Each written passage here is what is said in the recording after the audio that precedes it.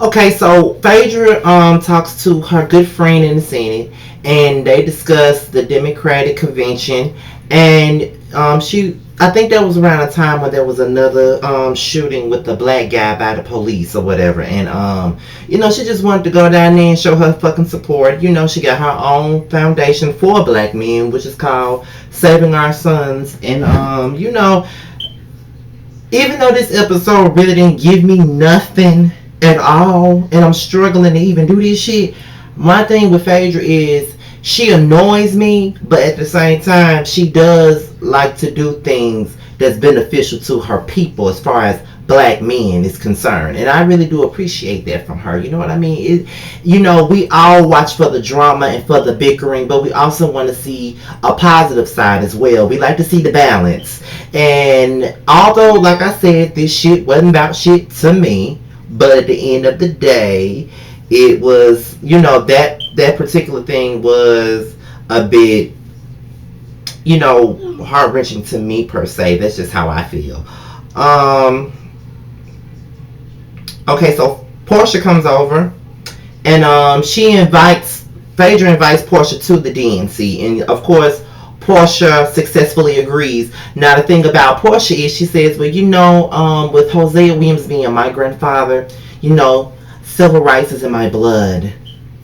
Right, civil rights is in your blood, but your ass didn't even know what the fuck the Underground Railroad was, baby. So, I'm sorry, but it really takes a lot for me to take Portia seriously when we talking about history and civil rights. Like, girl, you thought that the Underground Railroad was an actual fucking train, and you want to sit up here and talk about civil rights is in your damn blood. But okay, in my candy voice, but okay, you know what I'm saying? Okay. I hope you know who the hell Madam C.J. Walker is. I hope you know who the hell Martin Luther King is and what the fuck he stood for. I hope you know some of that. But with that being said, yeah. But you know what? I don't try to judge Portia because my great grandfather is also most of you guys really don't know that because I never really talk about it. But my great grandfather Simon Johnson was actually in my sister's college history books. He actually marched with Martin Luther King in the 60s for the right to vote, and I never knew that at all. Like, I knew that my great grandfather was a pillar in this community. He was a well-known pastor around here. My mother was a preacher's daughter. I mean, preacher's granddaughter. And she grew up with him. She lived with him and my great grandmother. You know what I'm saying? So she was raised in a Christian household, but I never knew that he was that deep rooted in history as far as the civil rights movement. I never knew he was a part of that. So that really did something to me as a person to know that my great grandfather actually marched with Martin Luther King for the right to vote. I never knew that until my sister came home and she took a picture of it in her college history book last year before she graduated from college.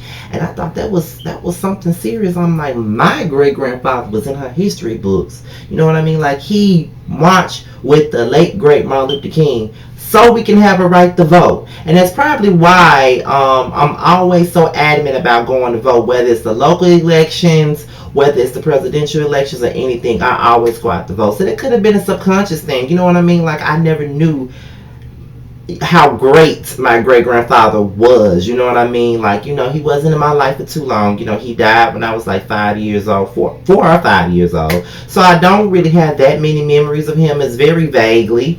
But all I know is he was kind of like Hosea Williams. You know what I'm saying? He was a pillar in the African American communities around here, and he stood up for what we all fought for, and that's for the right to vote. So I try not to judge Portia's behaviors based off that, because shit, look at me in front of this camera. Most people may not even think that I'm intelligent just because of what I give on this camera, but you don't know how I am outside this shit. Now, I do know a bit of shit, you know what I mean? But shout out to Hosea. But I do know that the Underground Railroad, it wasn't a damn train. You know what I mean? I can at least say I'm smart enough to know that shit. But whatever. Phaedra ends up talking about her divorce with Apollo, and she basically just wants it to be over. I mean, she just wants to have closure. She wants to move on with her life and just keep it kicking and just leave Apollo in the past. So, Sheree confronts Cairo about being pulled over by the police, and he said that he smoked earlier that day. They didn't have anything. He didn't have anything on him. They pulled him over, and that was that. But she said that she raised him better than that. He's going to the top schools in Atlanta, and she just could not believe that he had a run in with the law. But I mean, come on, no parent really wants to believe that their child is gonna have a run in with the law. I mean, I've had two run ins with the law. Well, not even two. I had three because when I was like 18, I got arrested for simple assault on a minor, but that's only because I was 18 and the person that I fought was like 17. So we was like a year apart, and I had a birthday, so I got arrested. Not really arrested, but I got charged with simple assault on a minor. But because of the fact that they didn't show up for court about the fight that we had, the charges were dropped. So I have a clean record. However, I also, I dealt with some tickets and shit. Like, shit happens. You know what I mean? But, Bob come along and he has this conversation with K-Ro about this whole weed thing and all of that. And it started off really funny, but he just pretty much said that, you need to do something about this shit. Like, you can't be out here getting arrested and for DUIs and shit like that. Like, that ain't good. You have to keep yourself focused on what's more important.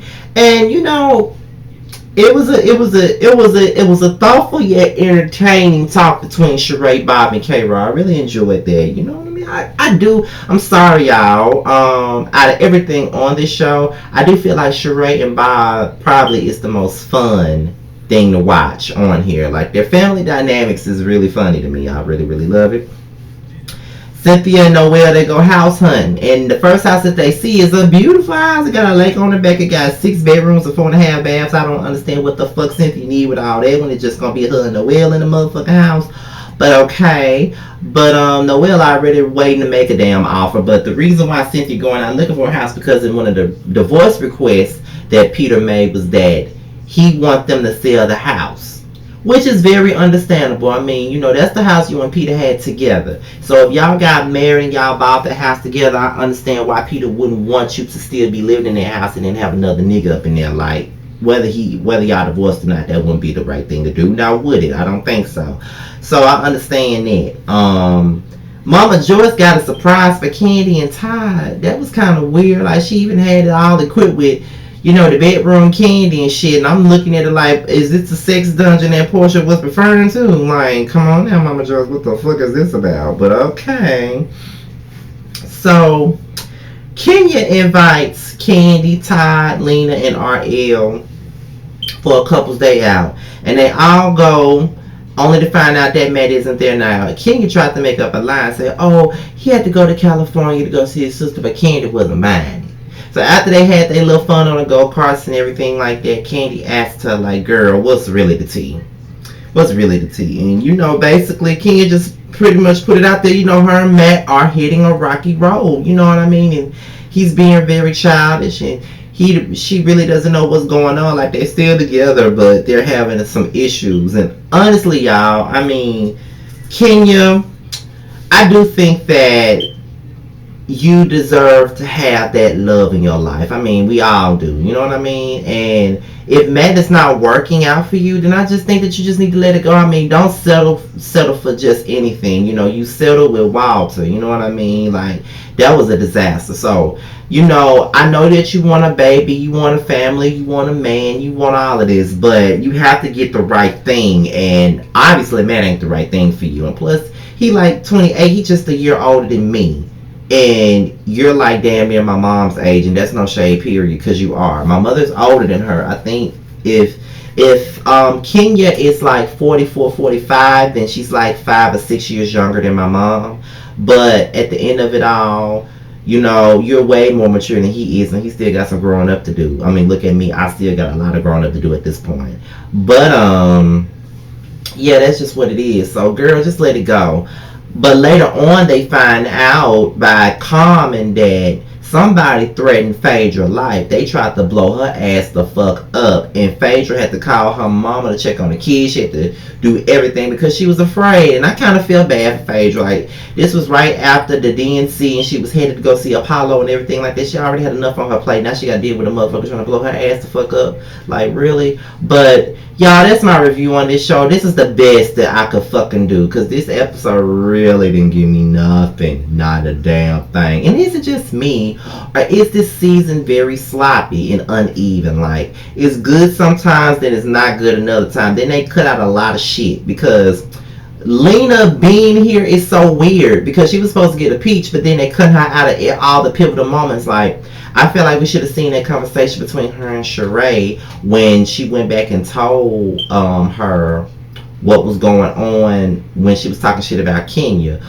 Like, there's a lot of stuff that Lena was in, and I don't understand how she's just thrown here and there. Like, the editing sucks this season. It really, really does. But all my social media is at the bottom. And be sure to be on the lookout for my next video, which is Love and Hip Hop New York. And I'm out of here, you guys. I'll see you later. And I'm out. Pieces.